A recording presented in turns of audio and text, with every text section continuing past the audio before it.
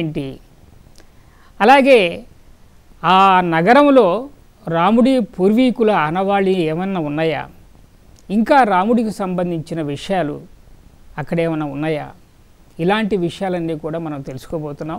అయోధ్య విస్తృతత్వాన్ని తెలుసుకోబోతున్నాం. అలాగే సీతారాములకు సరయూ నదికి ఉన్న అనుబంధం ఏమిటి, ఆ నదితో వీరికున్న అనుబంధం, రాముడి పూర్వీకులకున్న అనుబంధం, అయోధ్య నది పక్క నుంచి పారే ఆ సరయూ నది ఎంత పవిత్రమైనది, ఆ ఘాట్ల యొక్క విశిష్టత ఏమిటి, ఇవన్నీ కూడా మనం తెలుసుకోవాలనే ఉత్సాహంగా ఉంది. చాలామందికి ఈ విషయాలు అంతంత మాత్రంగా తెలియటం జరుగుతుందేమో కానీ పూర్తిగా వీటి గురించి సమాచారం అయితే ఎవరికి లేదు. అయోధ్యలో రామాలయం సాకార రూపం దాల్చి మన కళ్ళ ముందు ప్రత్యక్షం కాబోతున్న ఈ తరం వారు చేసుకున్న అదృష్ట భాగ్యంగా ఒక దివ్యమైన భవ్యమైన రామాలయం నిర్మాణం జరుగుతున్నది. కాబట్టి ఆ నిర్మాణ విశేషాలతో పాటు ఇవన్నీ కూడా మనతో ముచ్చటించడానికి ఇరువురు విశిష్ట అతిథులు మన దగ్గరకు వచ్చారండి. బడంగపేట నుంచి వంశీ కృష్ణమాచార్యులు ఆధ్యాత్మిక చింతనతో మమేకమై ఆ సమాజంలో ఒక ఆధ్యాత్మిక బీజాలు వాళ్ళ హృదయాలలో పెడుతూ నాటుతూ వాళ్ళని ఆ సమాజాన్ని, మన హిందూ సమాజాన్ని చైతన్యపరుస్తూ ఈ సమాజంలో ఆధ్యాత్మిక చింతనను మరింతగా పెంచుతూ ఎంతో కృషి చేస్తున్నారు. యజ్ఞయాగలదులు వారి పీఠంలో ఎంతో అద్భుతంగా చేస్తూ ఉంటారనమాట. నిరంతరం తీరిక లేకుండా కేవలం పొద్దున్న లేచిన దగ్గర నుంచి సాయంత్రం వరకు వారికి అదే ధ్యాస.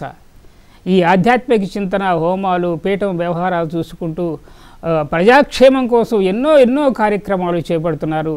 వంశీ కృష్ణమాచార్యులు గారు వచ్చారు. నమస్కారం అండి. నమస్కారం. సంతోషం అండి.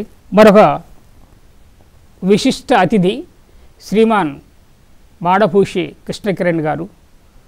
వారు కూడా ఆధ్యాత్మిక చింతనతో ఈ మన సమాజంలో మన హిందూ తత్వం, శైవ వైష్ణవ శాక్తేయ సంప్రదాయాల గురించి, వాటి గురించి అద్భుతంగా సమాజానికి విశదీకరిస్తూ వారిని చైతన్యపరుస్తూ రామాలయ నిర్మాణం శుభ సందర్భంగా ఇక్కడ కార్యక్రమంలో పాల్గొనడం కోసం వారు వచ్చారండి.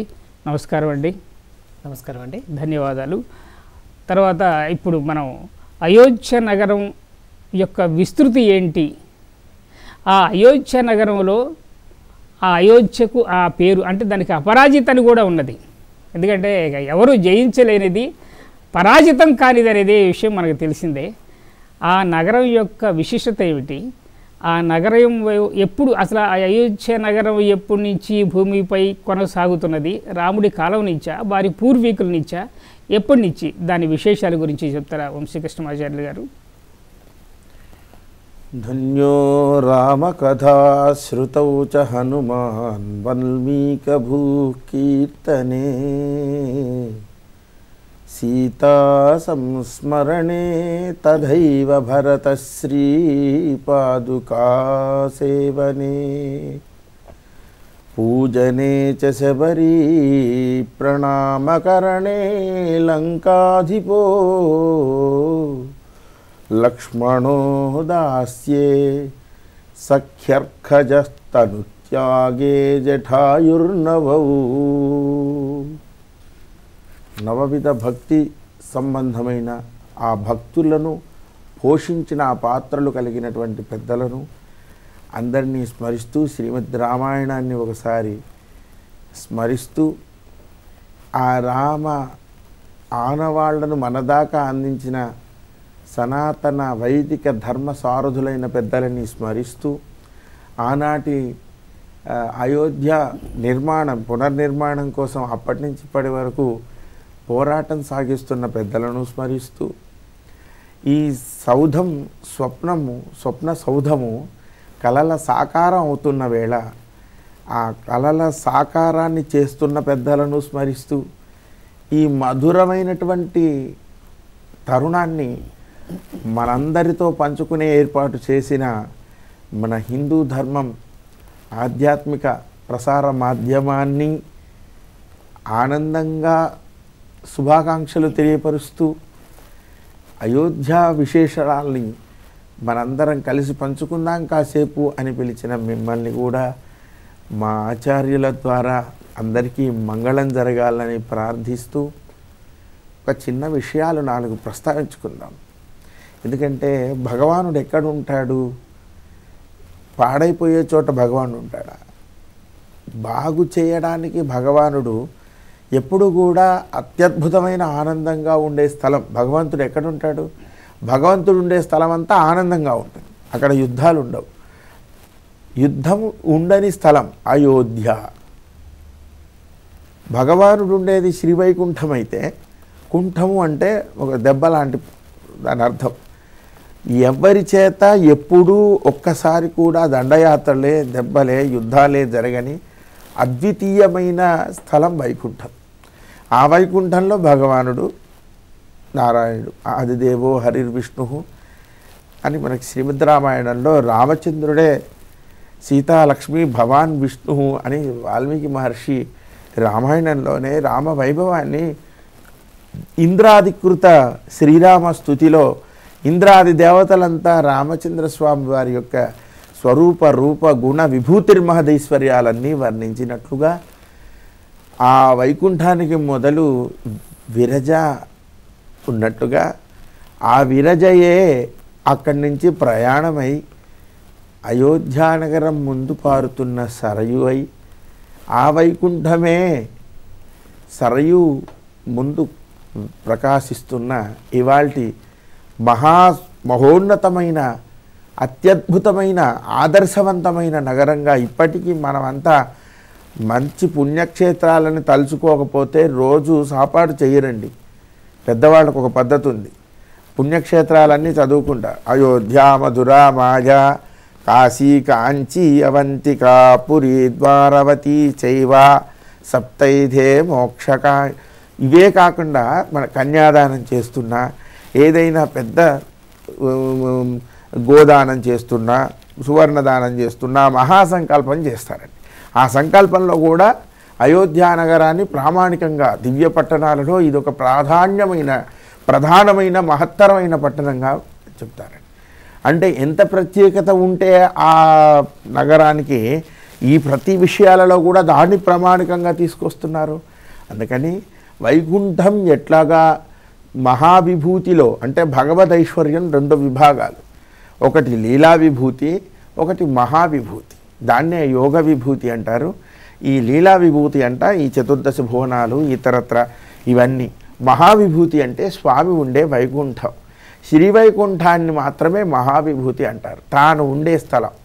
పరమాత్మ శ్రీమన్నారాయణుడు సమస్త పరివారాయ సర్వదివ్య మంగళ విగ్రహాయ విలక్షణ స్వరూపాయ శ్రీమతే నారాయణాయ నమః అని మనం ఆరాధించే పరమాత్మ మూలధామము శ్రీవైకుంఠం. ఆ శ్రీవైకుంఠానికే పేరు అయోధ్య. మరి వైకుంఠంలో ఉండే నారాయణుడు ఇక్కడికి వస్తే ఆ పేరును అలా కాపాడుకోవద్దా? అదే పేరు కదా. ఆయన ఎక్కడుంటే అక్కడ ఆనందం, ఆనంద నిలయం. అందుకే మన తిరుమల కూడా అదే కదా, మధురా నగరం. అదేమిటి ఆనందం కదా. ఆయన ఉండే ప్రతి స్థలం ఆనందమే. అందుకని నిరామయో హ్యరోగశ్చ దుర్భిక్ష భయవర్జిత, ఎప్పుడు సంతోషంగా భిక్షం అనే అవసరమే లేదు, భయం లేనే లేదు. ఆనందంగా ఉండే నగరం కాబట్టి అది అయోధ్య నగరమై ఉన్నది. వైకుంఠంలో ఎలా ఉంటుందో మనకు అర్థం కావాలంటే అయోధ్య నగరంలో ఉండే రామాయణంలో ఉండే అయోధ్య నగరమే చూస్తే సరిపోతుంది. అయోధ్య నగరం అంత ఆనందం. ఒక్క రాముడు మన ఇండ్లలో ఎవరైనా ఒక పిల్లవాడు పుడితే ఒక తొట్టి కడతారు. ఆ తొట్టి కట్టి ఆ తొట్టికి మంచి అలంకారం చేసి ఆ తొట్టిలో వాడికి ఇష్టమైన గజ్జలో అవి ఉంటాయి కదా, మువ్వలో ఏవో కట్టి వాడిని అది చూస్తారు. కానీ ఒక అయోధ్యలో మాత్రం ఎన్ని తొట్లు కట్టారో తెలుసా అండి? ఒక రాముడు పుడితే అయోధ్య నగరంలో గుడి అయిపోయిందండి.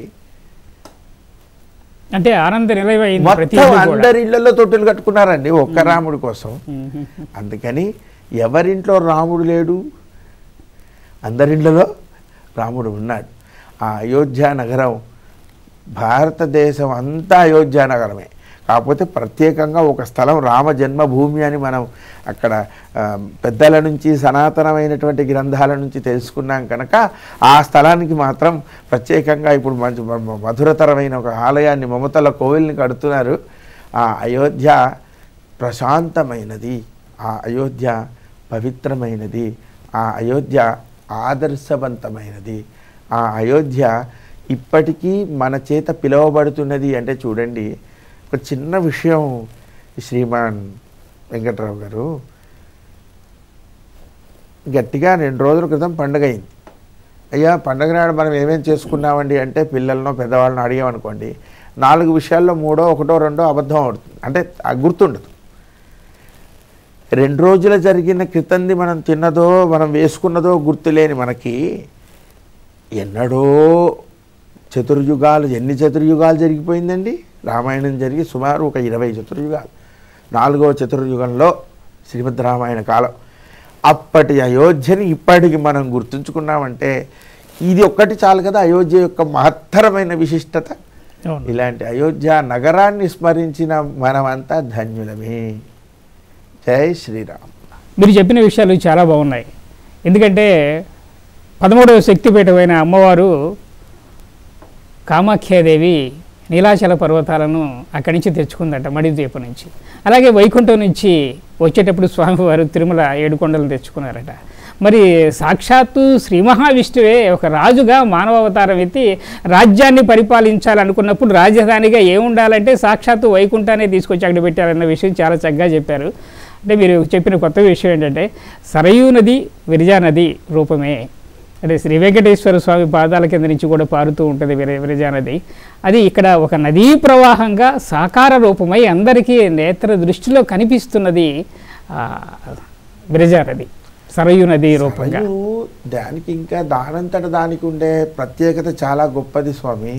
నెక్స్ట్ అది విరజా నది వలె ఉండటం, అయోధ్య నగరానికి విరజలాగా సరయూ ఉన్నది. వైకుంఠానికి విరజ ఎట్లనో అయోధ్య మహానగరానికి సరయూ అట్లా ఉన్నది. దాని విశేషం మళ్ళా మనం ప్రస్తావించుకుందాం. అయ్యా కృష్ణకిరణ్ గారు, అయోధ్యలో రాముడి పాలన నాటి ఆనవాళ్ళు కానీ, శ్రీరాముడి పూర్వీకుల ఆనవాళ్ళు కానీ, రాముడి పరిపాలన చేస్తున్నప్పుడు కట్టిన కట్టడాలు అంటే కోటగోడలు కానివ్వండి, ఇంకా కొన్ని ఆలయాలు, మరి రాముడి పాలనలో ఉన్నప్పుడు వీధి వీధికి ఒక ఆలయం ఉండి ఉంటుంది బహుశా ఖచ్చితంగా. అలాంటి ఆలయాలు కొన్ని శిథిలమైపోయినా కూడా ఇప్పటికీ అక్కడ మనకి నేత్రపర్వంగా దర్శనం ఇవ్వగలిగినటువంటి ఆలయాలు లేకపోయినా కూడా ఆనవాళ్ళు లాంటివి ఇంకా ఏమన్నా ఉన్నాయా? ఉన్నాయండి. అయోధ్యలో ఒకప్పుడు దాదాపుగా 1000 దేవాలయాలు ఉండేవి. ఇప్పుడు మనం చూస్తే దాదాపుగా 360 నుంచి 400 వరకు దేవాలయాలు కనపడుతున్నాయి. ఇందాక స్వామివారు అన్నట్టుగా మనకి రామాయణం జరిగి రామచంద్రమూర్తి ఆవిర్భవించి దాదాపుగా కోట్లాది సంవత్సరాలు అయిపోయాయి. కార్బన్ డేటింగ్ అని చేస్తూ ఉంటారు మన పాశ్చాత్యులంతా కూడా. అలాంటి వాళ్ళే ఈ ఆలయం, ఇప్పుడున్న నగరం సుమారుగా 10,000 సంవత్సరాల క్రితం మళ్ళీ నిర్మింపబడింది అని చెప్తున్నారు. అంటే భూమి మీద వచ్చే అనేకమైన ఉత్పాతాలు, వరదలు, బీభత్సాలు, భూకంపాలు ఇవన్నీ కూడా తట్టుకొని ఎక్కడెక్కడైతే ఆలయాలన్నీ కూడా, కట్టడాలన్నీ కూడా, గృహ సముదాయాలన్నీ కూడా ఎక్కడైతే మళ్ళీ శిథిలమయ్యాయో అక్కడే ఏర్పాటు చేసుకుంటూ అక్కడే నిర్మిస్తూ కూడా వచ్చారు. మనకి అలా చూస్తే అయోధ్యలో మనకి రంగనాథ స్వామి దేవాలయం కనపడుతుంది. అయోధ్యకి శ్రీరంగానికి ఒక సంబంధం ఉంది. ఇక్ష్వాకుల కులదైవం రంగనాథ స్వామి. రామాయణంలో యుద్ధకాండ అంతా అయిపోయి అందరికీ అన్ని బహుమతులు ఇస్తున్నప్పుడు రామచంద్రమూర్తి విభీషణుడికి తనకి వచ్చిన అర్చామూర్తి ఆ రంగనాథ స్వామి అనే కృతయుగంలో ఉన్నటి దైవం యొక్క స్వరూప విగ్రహాన్ని మనకి విభీషణుడికి ఇస్తాడు. ఆ విభీషణుడు తీసుకొచ్చి దాన్ని ఉభయ కావేరి మధ్య, ఇప్పుడు తమిళనాడులో ఉన్న తిరుచిరాపల్లి మధ్యలో దాన్ని పెట్టడం, అక్కడ అది స్థాపింపబడటం జరుగుతుంది. మరి అర్చామూర్తి వెళ్ళిపోయిన తర్వాత రామచంద్రమూర్తి మళ్ళీ అర్చన చేసుకోవడానికి ఉండాలి కాబట్టి ఒక రంగనాథ స్వామి విగ్రహాన్ని చక్కగా మయూడి చేత నిర్మింపజేశాడు. ఆ ఆలయం తిరిగి ఎక్కడైతే అది జీర్ణోద్ధరణ అవుతూ వస్తుంది, అంటే ఎక్కడైతే మళ్ళీ అది విధ్వంసం అవుతుందో, ఎక్కడైతే మనకి అదంతా కూడా చెడిపోయి పాడైపోయిందో మళ్ళీ అక్కడే నిర్మించడం జరుగుతూ ఉంది. అంటే ఆలయం అంటేనే లయం కానిది అని ఒక అర్థం. మరి ఈ భూమి నుంచి వచ్చే అనేక కంపనాలు కానీ లేదా ఉత్పాతాలు కానీ ఇవన్నీ జరిగినప్పుడు ఆ ఆలయంలో ఉన్న భగవత్ శక్తిని కుంభంలో నింపి ఒకవేళ విధ్వంసం అయితే, ఒకవేళ మనకి ఇప్పుడు జరుగుతుంది కూడా అదే, ఇప్పుడు కొత్త నిర్మాణం కూడా అలాగే చేస్తున్నాం. ఒకవేళ అనేక కారణాలతో ఏదైతే మనకి ఆ ఆలయం కనుక మనకి కనుమరుగైతే దాన్ని నిర్మింపజేసేవారు. అలాంటిది రంగనాథ స్వామి ఆలయం. తర్వాత సీతాదేవి యొక్క వంటశాల మనకు కనపడుతుంది. అక్కడ ఒక విచిత్రమైన మనకి విషయం కనపడుతుంది. ఏంటంటే తరాలుగా అక్కడ అగ్ని ఆరిపోలేదు. ఇందాక మనం ముచ్చటించుకున్నట్టుగా అయోధ్యలో భిక్షకులు ఉండకూడదని చెప్పి ఒక నియమం ఉండేదట. అందుకని నిత్యము అక్కడ అన్నదానం జరుగుతూ ఉండాలి. నిత్యము అన్నదానం జరగాలంటే పగలు రావచ్చు, అభ్యాగత స్వయం విష్ణువు అని చెప్తారన్నమాట. అంటే అప్పటికప్పుడు వచ్చిన వాడు అతిథి విష్ణువుతో సమానం అన్నమాట. అందుకని ఎప్పుడు వచ్చి ఆకలితో అన్నం అడుగుతాడో అని చెప్పి 24 గంటలు కూడా ఆ వంటశాల అలాగే మండుతూ ఉంటుంది. ఇప్పటికి కూడా మనకు చూడొచ్చు. ఇది కూడా సాక్షాత్తు సీతాదేవి వంట చేసిన వంటశాలగా మనకు అక్కడున్న స్థానికులందరూ కూడా చెప్తూ ఉంటారు. ఆ వంటశాలలో ప్రసాదం తీసుకుంటే మనకి నిజంగా అమ్మవారే చేతిలో మనకి పెట్టిందా అన్నట్టుగా భావన కలుగుతుంది. మూడోది మనకి లవకుశల యొక్క ఒక ఆలయం కనపడుతుంది. అంటే ఈ ఆలయం దగ్గరే మొత్తము రామాయణం 24,000 శ్లోకాలు ఉన్న రామాయణం అంతా కూడా చక్కగా ఫలకాల మీద చెక్కి ఉంచుతారు. అద్దాల మండపంలో చాలా అద్భుతంగా ఉంటుంది. ఇది కూడా అప్పటి ఆలయమే. అయితే ఇవన్నీ కూడా అప్పటి ఆలయాలు అయినప్పటికీ కూడా మనకి చివరగా విక్రమాదిత్యుడు ఆయన మళ్ళీ వాటిని నిర్మింపజేశాడు అని చెప్పి స్థానికులు చెప్తూ ఉంటారు.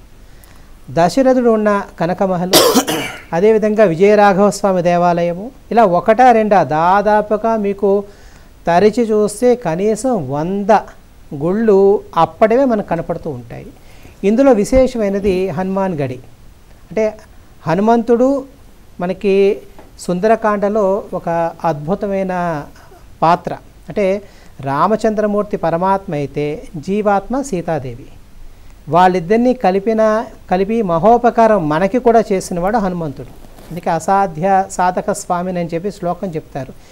ఎటువంటి అసాధ్యమైన పనులన్నా కూడా చేయగలిగిన వాడు హనుమంతుడు. అలాంటి హనుమంతుడు అయోధ్యనంతరా కూడా ఎత్తైన ప్రదేశంలో కూర్చుని ఉంటాడు. హనుమాన్ గడి అంటూ ఉంటారు. అది కూడా అప్పటి కొండే. సుమారుగా 120 మెట్లు ఉంటాయి.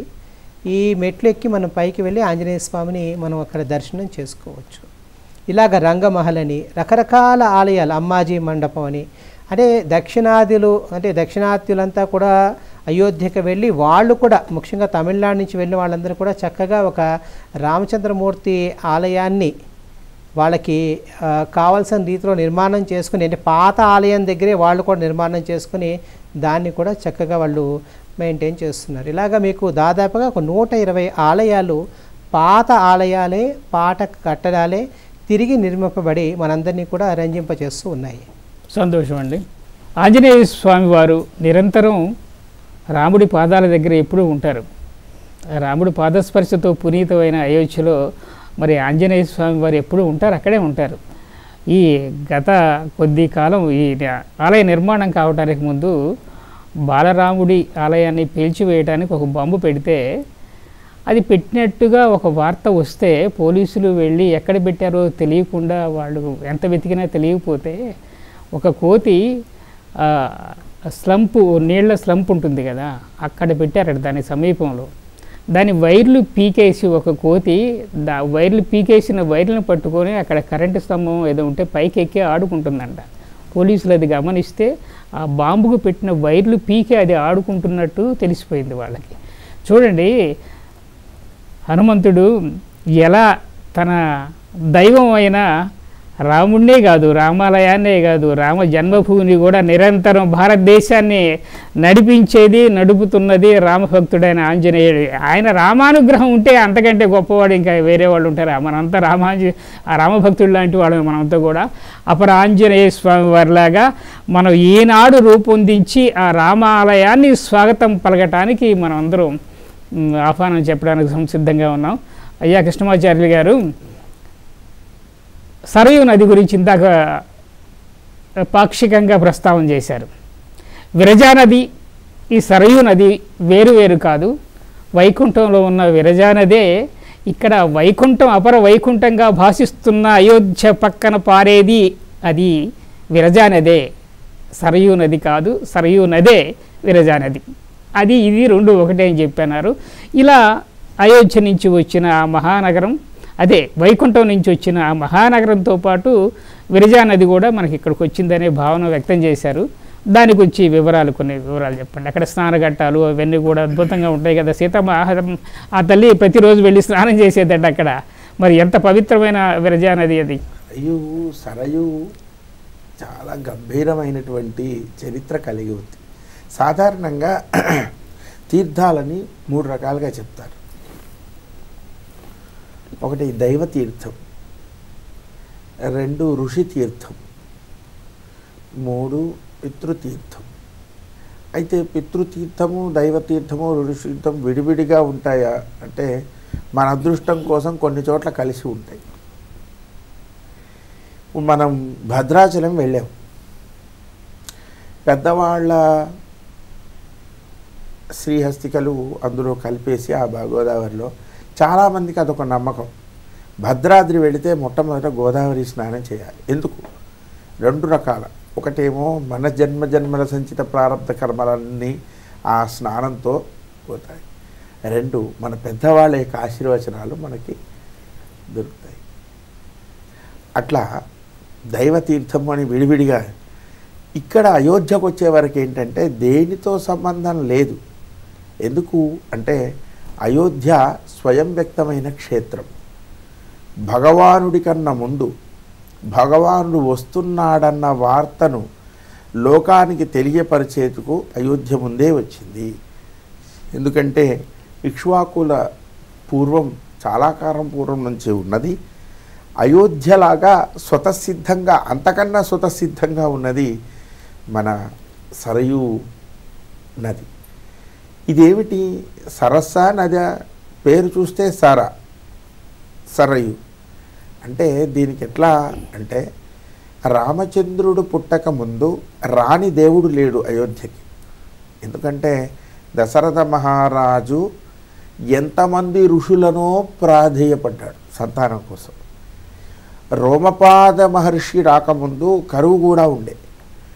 కరువు వచ్చినప్పుడు కూడా ఎంతోమంది దేవతలతో దశరథ మహారాజు యజ్ఞాలు చేయించడం, దేవతలందరినీ సంతోషపెట్టడానికి ఎన్నో చేశాడు. ఇంతమంది దేవతలకి కావలసిన మడి తీర్థం ఎక్కడి నుంచి వచ్చింది అంటే దానికోసం ఋషులంతా ప్రార్థన చేశారు. ఇదంతా జరిగిందండి. ఏది లేదు. స్వతసిద్ధమై మానస సరోవర తీర్థము ఈ అయోధ్య దగ్గరికి వచ్చింది. యజ్ఞయాగాదులు చేయడానికే కాదు, ఈనాటికి మనందరికీ కావలసిన స్వరూపధారణకి సరయూ తీర్థాన్ని గౌరతీర్థం అంటారు అని పెద్దలు చెప్తుంటారు. గౌర నది, గౌరతీర్థం, గౌరగంగ. అర్థమైందండి ఎందుకంటున్నారు? ఆ సరయులో ఉండే శ్వేత మృత్తిక. ఇప్పుడు మా స్వాములు ఈ తిరుమణి పెట్టుకుంటున్నారే, ఈ మృత్తిక బొట్టు పెట్టుకుంటాం. ఎందుకు పెట్టుకుంటాం? ఇప్పుడు చాలామంది ఈ బొట్టుకు అర్థం తెలియక చాలా, అంటే వాళ్ళ అవస్థ ఏంటో మాకు ఆశ్చర్యమే. అంటే తెలుసుకున్న తర్వాత పెట్టుకుంటుంటే మాకు చాలా ఆనందంగా ఉన్నది. ఎందుకు? పెద్దలందరూ పెట్టుకున్నారని పెట్టుకోవటం ఒకటి, కానీ ఆ సరయూ తీరంలో ఆడని దేవుడు లేడు. ఆ సరయూ నదిలో సంతోషంగా పరవశించి రామచంద్రుడు ఆడుకున్నాడు. ఆ సరయూ ఉత్తర తీరం నుంచి 5 లక్షల మంది జీవులతో రామచంద్రుడు పరంపదానికి వేయించేసినాడు, అవతార సమాప్తి పొందినాడు. ఆ సరయూ మృత్తిక ఇంతమందితోటి పవిత్రమై ఉన్నది. ఇవాళ మనం పెట్టుకుంటున్న ఈ బొట్టు కేవలం మన స్వరూపం కోసం కాదు, మనము భారతీయ సనాతన వైదిక వారసులంగా పెట్టుకుంటున్నాం. మనము రామచంద్రుడి వారసులుగా పెట్టుకుంటున్నాం. ఈ సరయు బ్రహ్మమానస సరోవరం అంటారే, ఆ బ్రహ్మమానస సరోవరంలో ప్రతి రాత్రి నిమిషకాలం, నిమిషం అంటే రెప్పపాటు కాలాన్ని నిమిషం అంటారు. ఆ నిమిష కాలంలో దేవతాదులంతా, సకల దేవతలు, ఋషిగణము, గంధర్వ, యక్ష, కిన్నెర, కింపురుషాది సమస్త జీవగణము, దేవగణము అంతా దేవతా దర్శనానికి వెళ్ళాలంటే కృత్రిమ స్నానం చేసేవాళ్ళు కాదు. స్వతసిద్ధంగా ఉండే శుద్ధ సత్వగుణ సంవృత్తి కలిగిన తీర్థము సరయు, ఆ మానస సరోవరం. అందులో స్నానం చేసేవారు. అలాంటి అంత శుద్ధసత్వంగా ఉండేటువంటిది సరయు. ఆ మానస సరోవర తీర్థమే ఇక్కడ సరయు అయింది. సరయు ఆ తీర్థం యొక్క ప్రత్యేకత అది. వీళ్ళందరూ స్నానం చేయడం వల్ల ఇది పవిత్రమైంది. ఈ రామచంద్రుడి కన్నా ముందు ఉండేటువంటి అజ, రఘు మహారాజులు, తర్వాత దిలీప్ మహారాజు, ఎంతమంది మన మనకి ఈ ఇక్ష్వాకు మొదటి నుంచి ఇక్కడి వరకు రామచంద్రుడి వరకు, తర్వాత కుశలవులు, తర్వాత భరతుడి పరిపాలన మనం ఈ భారతదేశం చెప్తున్నారు కదా. ఈ పారంపర్యం అంతా ఆనందంగా స్నానం చేసిన నది పవిత్రత. బ్రహ్మమానస సరోవరం నుంచి ఏర్పడ్డ సరస్సు ఈ మహాదివ్యమైన తీర్థము మానస సరోవరం కన్నా, ఎందుకంటే మానస సరోవరంలో బ్రహ్మ వరకు స్నానం చేశారండి. ఈ సరయులో బ్రహ్మాండ నాయకుడైన రామచంద్రుడు స్నానం చేశాడండి. అందుకని మానస సరోవరంలో ఉండే తీర్థం కన్నా పవిత్రమైందిగా మహాసరయు నదికి చెప్తారు. ఆ నది యొక్క పవిత్రత చెప్పుకోవడానికి, దాని యొక్క పవిత్రతను అనుభవించడానికి ఒకసారి మనం ప్రయత్నిస్తే మన దేహం అంతా పులకితమైపోతుంది. ఇప్పుడు పెట్టుకునే ఈ మృత్తిక కూడా శ్వేత మృత్తిక. ఇది సరయూ తీరంలో ఉండేటువంటి మృదువైనటువంటి మృత్తిక. ఇవి తయారయ్యేది అక్కడే. ఆ శుద్ధ సత్వ గుణ సమృద్ధి కలిగిన ఈ శ్వేత మృత్తిక రాముడితో పాటు, రామపరివారంతో పాటు, ఋషిగణ, యక్షగణ, గరుడ, గంధర్వాదులతో పాటు ఆచార్య పురుషులైన పెద్దలందరూ, ఉపనిషత్తులు, వేదాలు, శాస్త్రాలు చదువుకున్నటువంటి పెద్దవారంతా అనుష్ఠించి మనకు అందించిన పారంపర్య సంపద. అందుకని అయోధ్యలో ఉండేవాళ్ళు మాత్రమే రాముడికి సంబంధించిన వాళ్ళు అనుకుంటే పొరపాటు. యావత్ భారతము రాముడితో సంబంధం ఉన్నదే. అది మనం చూసినా చూడకున్నా, మనకు తెలిసినా తెలియకున్నా, ఇది భారతావని మొత్తము రామ సంబంధం కలిగింది.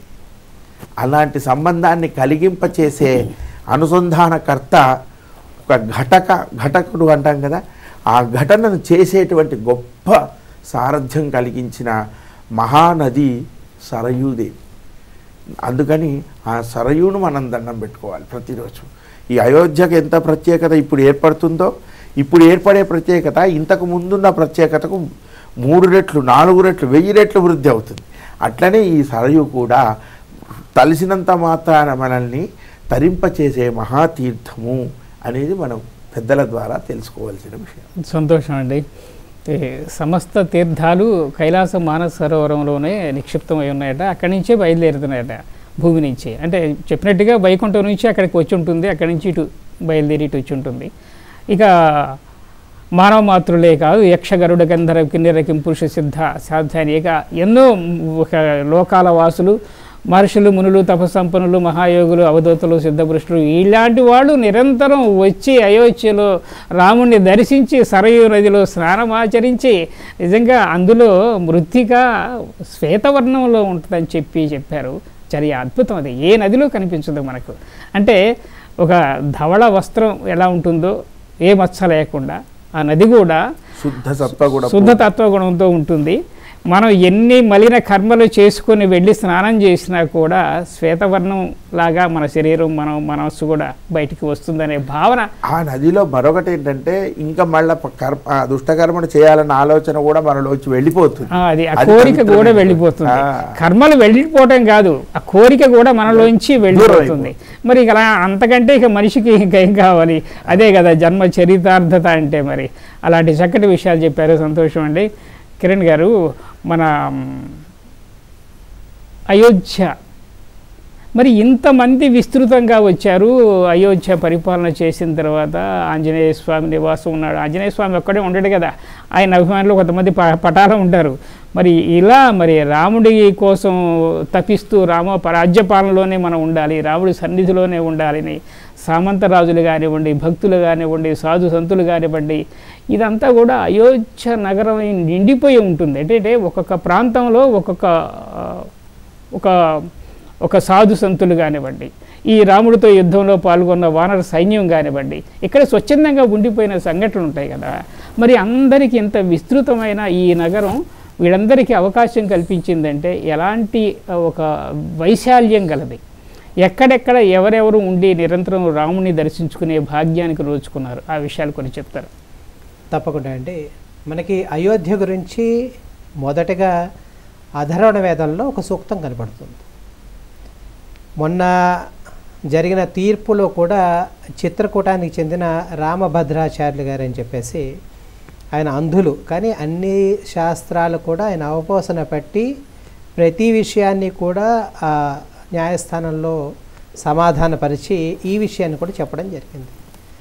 ఆ అయోధ్య గురించి ఉన్న శ్లోకం ఏం చెప్తుందంటే ఆ సూక్తంలో 8 చక్రాలతో 9 ద్వారాలతో ఉన్నటువంటి క్షేత్రం, ఇంకా 3 యోజనాల వెడల్పు 11 యోజనాల పొడవు కలిగిన ఒక సుదీర్ఘమైన నగరం. మన పెద్దవాళ్ళందరూ కూడా అయోధ్య మధుర మాయ అని చెప్పి మొదటగా అయోధ్యని చేర్చటానికి కూడా కారణం ఇదే. దశరథ మహారాజు యొక్క రాజ్య విస్తీర్ణం అంతా కూడా మనకి ప్రపంచం అంతా కూడా ఆయన దాదాపుగా అంటే ఇప్పుడున్న ప్రపంచాన్ని ఎక్కడెక్కడైతే మనుషులు ఉన్నారో ఎక్కడెక్కడైతే జనపదాలు ఉన్నాయో అన్ని చోట్లను కూడా ఆయన పాలించాడు. అందుకే సంప్రదాయంలో రామచంద్రమూర్తిని చక్రవర్తి తిరుమగన్ అంటారు. అంటే ఆయన చక్రవర్తి కుమారుడు. సార్వభౌమాయ మంగళం అని మనం చదువుతూ ఉంటాం కదా, మంగళం కోసలేంద్రాయ మహనీయ గుణాత్మనే చక్రవర్తి తనూజాయ. అటువంటి దశరథ మహారాజు యొక్క ఆయన పుత్రుడు. దశరథ మహారాజు ఆయన పాలించిన అయోధ్య అంతకుముందు పూర్వీకులు ఎవరైతే సగరుడు, భగీరథుడు, అజుడు వీళ్ళందరూ కూడా పాలించిన పట్టణాన్ని చాలా విస్తృతపరిచారు. ఎలా విస్తృతపరిచారంటే ఇందాక మనం చెప్పుకున్నట్టుగానే ఎవరన్నా అతిథి వస్తే ఒకరిద్దరు కాదు, దాదాపుగా ఒక 10,000 మంది అతిథులు వచ్చినా కూడా వాళ్ళకి అన్న పానీయాలు కూడా ఏర్పాటు చేసే సంసిద్ధత ఆ పట్టణానికి ఉండేది. అదేవిధంగా ఒక యోజనం అంటే 8 మైళ్ళు, అంటే దాదాపుగా 11 కిలోమీటర్లు. అంటే మీరు ఊహించండి ఎంత పెద్ద నగరము. అయోధ్య యొక్క ఎల్లలు చూస్తే మనకి రామచంద్రమూర్తి ప్రయాగ వరకు, అంటే ప్రయాగ వచ్చి గోదావరి మన ప్రయాగలో గంగని దాటి, గుప్త గోదావరి అంటూ ఉంటారు చిత్రకూటంలో, ప్రయాగలో గంగ అంటూ ఉంటారు. ఆ ప్రయాగ వచ్చి ఆ గంగను దాటే వరకు కూడా అదంతా కూడా అయోధ్య యొక్క మొత్తం పట్టణం యొక్క సరిహద్దు. ఇటువైపు చూస్తే ఇప్పుడు దర్భాంగాని మనకు కనపడుతూ ఉంటుంది బీహార్లో, అక్కడ వరకు కూడా సీతాపూర్ అంటే బీహార్లో ఇప్పుడున్న ఉత్తరప్రదేశ్ నుంచి బీహార్ వరకు కూడా వ్యాపించిన పెద్ద పట్టణం. ఈ పట్టణంతో పాటు మనకి చూస్తే ఏ నగరానికన్నా కావాల్సినవంటే ఏవైతే ఉంటాయంటే మనకి ముఖ్యంగా చూస్తే ఇన్ఫ్రాస్ట్రక్చర్లో ఆ నగరానికి సంబంధించిన నీరు సదుపాయం ఉండాలి, వాటర్ సప్లై. అదేవిధంగా సెక్యూరిటీ ఉండాలి, అంటే రక్షణ వలయం ఉండాలి. అదేవిధంగా ఎవరైనా వస్తే గెస్ట్ హౌస్లు అంటూ ఉంటాం కదా మనం ఇప్పుడు, అలాగా వాళ్ళకి ఉండటానికి తాత్కాలికమైన వసతి కానీ శాశ్వతమైన వసతి కానీ ఉండాలి. ఇలాంటి వసతి గృహాలే దాదాపుగా 1,00,000 ఉండేవి. అంటే ఇంత విస్తృతమైన నగరం కాబట్టి రామచంద్రమూర్తి ఆ అవతార పరిసమాప్తి చేసేటప్పుడు 3.5 కోటి అంటే 3.5 కోట్ల మంది పశువులు, పక్షులు, మనుషులు, జంతువులు కూడా సరయులో రామచంద్రమూర్తితో మునిగి వాళ్ళంతా శ్రీవైకుంఠానికి వెళ్ళిపోయారట. వాళ్ళు వెళ్ళింది దాదాపుగా 10% మాత్రమే. అంటే ఎంతమంది ఆ అయోధ్య నగరాన్ని ప్రత్యక్షంగానో పరోక్షంగానో ఆశ్రయించుకుని ఉండేవారో మనకు అర్థమవుతుంది. అంటే ఊహించడానికే మనకి చాలా ఆశ్చర్యం కలిగించే విషయం ఇది. ఇంత విస్తృతమైన నగరం.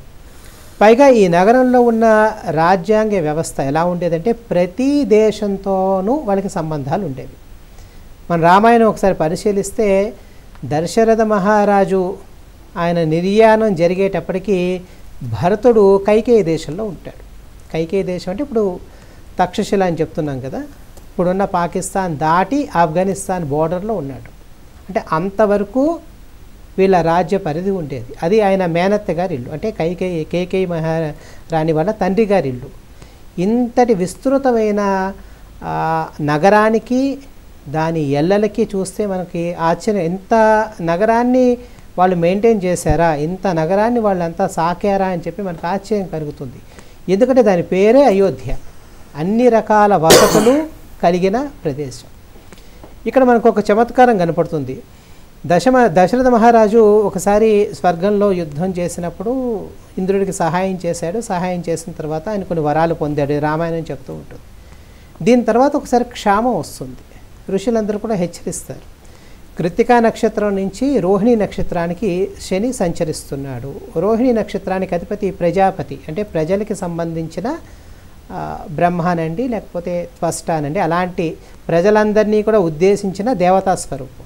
కాబట్టి ప్రజలంతా కూడా పీడింపబడతారు అని చెప్పి ఋషులందరూ కూడా హెచ్చరించటం, ఆ హెచ్చరించినప్పుడే ఆయన ఆ క్షామంలో ఉన్నప్పుడే మనని శాంతకి మనకి ఋష్యశృంగుడు అని చెప్పేసి ఎవరికైతే వివాహం చేశాడో ఆ ఋష్యశృంగుడిని ఆయన ఋష్యముఖం అని చెప్తారు, రష్య అని, అక్కడి నుంచి ఆయన పిలిపించి ఒక ఏదైతే క్షామం ఉందో, ఏదైతే డ్రౌట్ అసలు పండని పరిస్థితి ఉంటే, అయ్యో నేను ఇక్ష్వాకు వంశం వాడిని, ఇక్ష్వాకు అంటే ఇక్షు అంటే మనకి చెరుగుగడ, అతి తీయనైన మనకి పదార్థం అది, అలాంటి వంశంలో పుట్టి ఇలాంటి క్షామం వచ్చిందా అని చెప్పి ఆయన ఉపాసన చేసి తిరిగి వర్షాలు పడేలా చేశాడు. ఈ పడేలా చేసిన తర్వాత ఒక అద్భుతం ఏంటంటే, మీరు సరయూ నది అయోధ్యని ఎటువంటి బాధ పెట్టకుండా, మనం కొన్ని చూస్తూ ఉంటే కొన్ని నదులు నగరాలను ముంచేస్తూ ఉంటాయి, కానీ సరయూ నది ఎప్పుడూ కూడా అలాంటి బాధ పెట్టకుండా అయోధ్యకి ఎంతవరకు నీరు అవసరమో, ఎప్పుడు అవసరమో, ఎలా అవసరమో, సాక్షాత్తు దేవతా స్వరూపం కాబట్టి మనకి బ్రహ్మపుత్ర నది, సరయూ నది రెండు మాత్రమే మానస సరోవర్ నుంచి పుట్టిన నదులు. బ్రహ్మపుత్ర వచ్చి నదుల్లో మగ పేరు ఉన్న నది, మిగతా నదులన్నీ ఆడపేర్లతోనే ఉంటాయి, స్త్రీవాచకాలతోనే ఉంటాయి మనకి. అది బ్రహ్మపుత్రుడు. ఈ రెండు నదులు కూడా అటు బ్రహ్మపుత్ర చూస్తే మనం చాలా బాధ పెడుతూ ఉంటుంది, మనం ఇప్పుడు కూడా చూస్తూ ఉంటాం, ముంచేస్తూ ఉంటుంది, దుఃఖదాయిని అంటూ ఉంటారు మనకి పొరుగు దేశంలో. కానీ సరయు ఎప్పుడూ కూడా అలాంటి బాధ పెట్టకుండా ఇంతటి విస్తృతమైన నగరానికి తను నీరు అందిస్తూ తిరిగి ఆ గంగా నదిలో కలిసిపోతూ ఉంటుంది. అది అయోధ్య నగరం యొక్క విస్తృతి, వైశాల్యము, సరయూ నది యొక్క గొప్పతనము. సంతోషం అండి. చాలా నగరాల్లో చాలా నదులు కూడా ముంపుకు గురైనవి, విపరీతంగా వరదలు వస్తున్నాయని చెప్పంటారు, కానీ సరయూ నదికి మాత్రం అది లేదు. ఎందుకంటే దైవదత్తమైన ఒక వరం కాబట్టి ఆ తల్లి ఇక్కడికి రావటం అనేది అది గొప్ప విషయం. అది నిజం. ఆ సరయూ నదిలో మునిగినా స్నానం చేసినా కూడా అంతటి పుణ్యఫలం కాబట్టి సమస్థితిని యథావిధిగా కొనసాగించుకుంటూ వెళ్ళే తత్వం సరయూ నదికి ఉన్నది. ఆ విషయాలన్నీ కూడా చాలా చక్కగా చెప్పారండి, సంతోషం. అయ్యా, ఇక్ష్వాకు వంశస్థులు రాముడి కంటే ఇంకా ముందున్నవారు, వారి వంశీకులు, పెద్దలు, వారి ఆనవాళ్ళు కానీ వాళ్ళ సమాధులు కానీ, ఇంకా ఇప్పుడు మనకి ఇక్కడ రాముడి ఆలయంతో పాటు అవేమన్నా మనం చూడగలే భాగ్యం మనకు దక్కుతుందా? నైసర్గికంగా అయోధ్య నగరంలో ప్రస్తుతం మనం ఆ స్థలాన్ని మాత్రం కాపాడుకోగలిగాం ఒకటి. ఇక ఇప్పుడు అది ఉన్నది లేదు అనేది చర్చ. ఎందుకంటున్నానంటే ఈ విషయాన్ని శ్రీమద్ రామాయణంలో అప్పుడున్న కాలంలో దాన్ని ఏమంటారంటే తైల వర్ణాలతో ఏర్పాటు చేసే ఒక మంటపం ఉండేది. తైలవర్ణ చిత్రాలు మనకి సాహిత్యంలో కూడా అది వస్తుంది. తైలవర్ణ చిత్రాలలో ఒక్కొక్కళ్ళని పెద్దవాళ్ళని వర్ణిస్తూ ఉండే ఒక అద్భుతమైనటువంటి అది కావ్యం ఉంది. అయితే ఎందుకంటున్నాను ఈ మాట అంటే, చతుర్యుగాలు కొన్ని దాటిపోయినాయి. భ్రమణం, భూమే భ్రమణం. ఇన్ని చతుర్యుగాలు, ఇన్ని మహాయుగాలు దాటిపోయిన తర్వాత ఆ అవశేషాలు ఏవో ఒకటి రెండు ఉంటే ఉండొచ్చును, ఉండవు అని చెప్పడానికి లేదు. ఎందుకంటే కట్టడం అంత తీవ్రంగా స్టాండర్డ్గా కట్టి ఉండవచ్చు. జన్మభూమి ఇప్పుడు మనం చూస్తున్న జన్మభూమి అది అంతవరకు నిర్ణయం. అయితే ఈ ప్రతిమా నాటకం అని ఒకటి ఉందండి శ్రీమద్ రామాయణంలో. రాముడు ఇప్పుడు మన స్వామి చెప్పినట్టుగా, ఆత్మీయులైన కృష్ణకిరణ్ గారు చెప్పినట్టుగా, కేకయ దేశం అక్కడ తక్షశిల అవతల ఉన్న భరతుడి మేనమామ ఇంటికి వెళ్ళాడు. అక్కడి నుంచి రావాలి. వస్తే ఈ భాసుడు అని ఈ కావ్యం భాసుడు అనుకుంటా, ప్రతిమా నాటకం. అందులో ఎలా చెప్పాలో తెలియదు వెళ్ళిన వాళ్ళకి. దశరథ మహారాజు కైవల్యమైన సంగతి చెప్పాలి, అది ఎలా చెప్పాలో అర్థం కావట్లేదు. ఎందుకంటే కొన్ని విషయాలు సాధారణమైన విషయాలు మాట్లాడినంత సులభంగా మాట్లాడలేము. రెండవది వీళ్లకు దశరథ మహారాజు పరిపాలన అంతకుముందున్న వాళ్ళందరికన్నా చాలా ప్రేమగా, గొప్పగా, అందంగా, ఆనందంగా, ఇష్టంగా ఉండేది. ఇప్పుడు అందుకే వచ్చిన గొడవ. ఇప్పుడు ఎప్పుడైతే రామరాజ్యం చేసేస్తాను, రాముడికి పట్టాభిషేకం చేస్తాను అన్నారు, అందరూ చప్పట్లు కొట్టారు. చప్పట్లు కొడితే అందరి ఈయన బాధ అనిపించింది, అయ్యో ఇంతమందిని బాధ పెడుతున్నానా అని.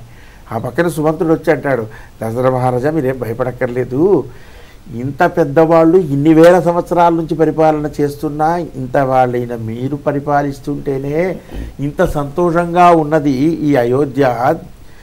ఇక మీ కుమారుడైన రామచంద్రుడు పరిపాలన అంటే పితుశతకోణం పుత్ర అని శాస్త్రవచనం. అందుకని మీ తర్వాత వచ్చే రాముడు మీకన్నా 100 రెట్లు అద్భుతంగా పరిపాలన చేస్తాడన్న ఆశ తప్ప మీరేదో తక్కువ చేశారని కాదు అని చెప్తారు కదా. అలాంటి పరిపాలన అనుభవించిన వాళ్ళు కనుక ఈ వెళ్ళిన వాళ్ళు కూడా అయ్యో దశరథుడు లేని అయోధ్య ఎట్లా చెప్పడం అని పాపం వాళ్ళని తీసుకొస్తారు. వచ్చినప్పుడు నేరుగా తల్లిగారి దగ్గరకో లేకుంటే తండ్రి గారి దగ్గరకో వెళ్ళలేదు. ఇది ఒకసారి చూసుకుంటూ వెళదామని పాపం అక్కడ తీసుకొస్తారు. ఇవి అక్కడ ఉండే సుమంత్రుడు ఇతరులు అందరూ కూడా ఆ ప్రతిమలన్నీ ఉన్నటువంటి తైలంలో ముంచి పెట్టినారు ప్రతిమలు. అంటే ఏమంటే ఇప్పుడు మనం ఇప్పుడు తైలవర్ణ చిత్రాలు అంటాం కదా, అట్లనే ఆ వాటిని కూడా ఒక స్టాచ్యూ లాగా చేసి విగ్రహాలు చేసి తైలవర్ణాలుగా పెట్టారు. అలాగే లోపలికి వెళ్ళగానే ఈయన ఎవరండి అని అడిగాడు భరతుడు. ఈయనండి ఇక్ష్వాకు అండి, ప్రథమం ఈ వంశానికి ముందు వాడండి, తర్వాత ఈయనండి, తర్వాత భగీరథుడండి, రాజుడండి, దిలీపుడండి, రఘుమహారాజు అండి. మరి రఘుమహారాజు అయిపోయింది, మరి ఈయనెవరండి? అచ్చం మా నాయనగారిలాగా ఉన్నాడు. ఇప్పుడు వీళ్ళందరూ పోయిన వాళ్ళు కనుక పెట్టారు. ఇదేమిటి ఇలా అయింది? అప్పుడు అంటే అంతవరకు ఈయన పోయినారన్న విషయం వీళ్ళకి భరతుడికి తెలియలేదు.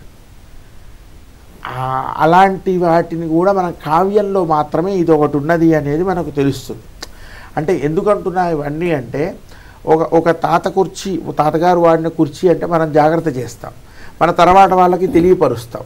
కానీ ఇప్పుడు మన స్వామి చెప్పినట్టుగా కార్బన్ డేటింగ్ అని ఒక రాయి తీసుకొని ఇది ఎన్ని వేల సంవత్సరాల క్రితం ఉన్నది, దీనికి ఇంకెన్ని సంవత్సరాల ఆయుష్ ఉన్నది, ఈ రెండు తెలియపరిస్తుంది. అలా ఇప్పుడు అయోధ్యలో ఉన్న ప్రతిదీ అప్పటి వాళ్ళ అవశేషమే, వారు వాడుకున్నదే. అయోధ్యలో ఉండే భూమి, అయోధ్యలో పీల్చే గాలి, ఉన్న చెట్టు చేమ, ప్రతిదీ అయోధ్యలో ఉండే భూతాలు అవన్నీ కూడా పెద్దవాళ్ళు వాడిన అవశేషాలే. అయితే ప్రత్యేకంగా మనం చూడడానికి కొన్ని ఇందాక మనకి శ్రీమాన్ కృష్ణకిరణ్ గారు చెప్పినట్టుగా హనుమాన్ బాడ, హనుమాన్ గడి అంటారు. అది చూస్తే మనకు కొంచెం ఆనందం కలుగుతుంది. ఆహా ఇలా ఉన్నదా, ఎందుకు ఒక్కోసారి డౌట్ కూడా వస్తుంది, ఇంత పెద్ద ఎలా కట్టారు, ఏది చూసినా 20 ఫీట్లు 30 ఫీట్లు పైన ఇంత ఉంటాయా అంటే నిజానికి ఇప్పుడు మనం ఆలోచిస్తే అంత పెద్దగా కనబడుతున్నాయి. కానీ ఆ కాలంలో నిజంగా అలా ఉండేవాళ్ళేమో. ఎందుకంటే ఇప్పుడు దండకారణ్యానికి వెళ్ళిన రామచంద్రుడు ఇటు నుంచి వెళ్ళాడు అని, ఈ ప్రాంతం కూడా కదిలినాడని తెలుస్తోంది. పొద్దున బయలుదేరి సాయంకాలానికి చేరుకున్నాడు అని తెలుస్తోంది. మళ్ళీ అక్కడి నుంచి రావణాసురుడు ఉండే లంక ఎంత దూరం? ఋషముఖ పర్వతం అంటే ఇప్పుడు ఋషముఖ పర్వతం మన స్వామి చెప్పినట్టుగా కనుక ఆలోచిస్తే రష్యన్ కంట్రీస్, ఎక్కడ రష్యా, ఋషముఖ పర్వతం అక్కడ ఉన్నదంట. అక్కడి నుంచి ఇటువైపు వెళ్ళాడని ఆ సంపాతి జటాయు ద్వారా తెలుసుకొని ఆ మార్గంగా వెళ్ళారు. అక్కడి అంటే కనీసం అప్పుడు ఉండే మానవ ఎత్తు ప్రామాణికత 18 నుంచి 20 వరకు ఉండొచ్చు, అడుగు కూడా అంత ఉండొచ్చు. అందుకని అంత పెద్ద పెద్ద మేడలు, కోసలేస్ భవన్, శీష్ మహల్ అని ఉన్నది. అందులో ఇప్పుడు అన్నీ ఏర్పాటు చేసి పెట్టారు. రామచంద్రుడి పూర్వులు కానీ రామచంద్రుడి తర్వాత వాళ్ళు కానీ కుశలవులు ఆడినటువంటి తంత్రులు వీణ అవి కూడా జాగ్రత్తగా పెట్టి కూడా మనకు కనపడేటట్టుగా కొన్ని ఉన్నాయి. అయితే ఇవన్నీ కూడా మనం అవే కాదు, అలా ఆలోచించాల్సిన అవసరం లేదు. ఆ వారసత్వమైనటువంటి సంపద అయోధ్య నిండా ఉంటుంది. అది అంతే. ఇది మన అయోధ్య, రామచంద్రుడు నడయాడిన స్థలము, దశరథుడు యజ్ఞాలు చేసిన స్థలము. ఒక కొడుకు కోసం ఎన్ని యజ్ఞాలు చేశాడో తెలుసా అండి? మామూలుగా ఒక పుత్రకామిష్టి చేస్తే పుడతాడు, కానీ ఈయన మామూలు కొడుకు కాదుగా. ఎవరైనా సాక్షాత్తు వైకుంఠ నారాయణుడు, నాలుగుగా తాను మారి నలుగురుగా పుట్టిన దివ్యమూర్తి శ్రీమన్నారాయణుడు. ఆయన కోసం పుత్రకామేష్టి ఏంటి, ఎన్ని యజ్ఞాలు చేశారు. ఆ యజ్ఞాలకు వచ్చిన వాళ్ళు ఎవరు, ఆ యజ్ఞవాటికలు ఎన్ని ఉన్నాయి, ఇవన్నీ కూడా అయోధ్య చుట్టేనండి. అన్నీ కూడా అయోధ్య. ఈ సరయూ తీర్థము, ఈ అయోధ్య మహానగరము, ఆ హనుమాన్ గడిలో కూడా మొన్నటి వరకు కూడా ఎవరు పారాయణ చేసినా శ్రీమద్ రామాయణ పారాయణాన్ని, రామాయణ సప్తాహాలు చేసుకున్న ఉపన్యాసాలు, రామాయణ క్రతువులు అన్నీ చేసుకుంటూ ఇదంతా సనాతనమైన పెద్దలు ఋషులు వశిష్ఠ, వామదేవ, జాబాలి, రథ, కాశ్యప, కాత్యాయన, సుయజ్ఞ, గౌతమ, విజయ, విశ్వామిత్ర, శతానంద, ఇంతమంది ఋషులకు స్థావరమై ఉన్న అయోధ్య నగరం ఇప్పటికీ యోగ దృష్టితో మనం కాస్త అనుష్ఠాన దృష్టితో రామాయణాన్ని పట్టుకొని అయోధ్యలో తిరిగితే ఖచ్చితంగా అందరి దర్శనం అవుతుంది. అది రామక్షేత్రం. సంతోషం అండి. నిజంగా వాళ్ళు సూక్ష్మ స్వరూపులై అక్కడ అయోధ్యలోనే నేటికి సంచరిస్తూనే ఉంటారు. ఎందుకంటే అయోధ్య అది దివ్య నగరం.